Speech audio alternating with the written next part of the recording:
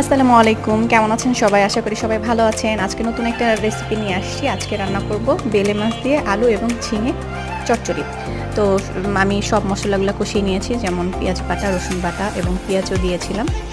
এর মধ্যে মরিচ গুঁড়ো, হলুদ গুঁড়ো, ধনিয়া গুঁড়ো দিয়ে সুন্দর করে কষিয়ে নিয়েছি। এর মধ্যে আমি আলুটাও সুন্দর করে অল্প পানি দিয়ে কষিয়ে নিয়ে এর মধ্যে মাছটা দিয়েছি। এই মাসে বেশি একটা পানি লাগে না, অল্প পানিতে হয়ে যায়। তো আজকে আমি একটু অন্যরকম রান্না করেছি। এরপর আমি ঝিঙে দিয়ে দিয়েছি। চাইলে আপনি ঝিঙে দিতেও পারেন, আলু দিতেও পারেন, নাও দিতে পারেন, নর্মালও রান্না করতে পারেন। এর মধ্যে হালকা পরিমাণ পানি দিয়েছি, বেশি পানি দিলে এই মাছটা ভেঙে যেতে পারে। এরপরে আর নাড়ানাড়ি করা যাবে না। পরে পানি যখন টেনে আসবে এর মধ্যে আমি ধনিয়া পাতা দিয়ে দিব। কেউ চাইলে জিরা পাতাও দিতে পারে, নামানোর আগে ভালো লাগবে। তো আমি ধনিয়া পাতা দিয়েছি। আশা করি আমার রেসিপিটা সবার ভালো লাগবে। বাসায় রান্না করে দেখবেন কেমন হয়েছে আমার রেসিপিটা। তো আমার ভিডিওটা যদি পছন্দ হয় সাবস্ক্রাইব করে দিবেন, শেয়ার করবেন, কমেন্টস করবেন। আল্লাহ হাফিজ।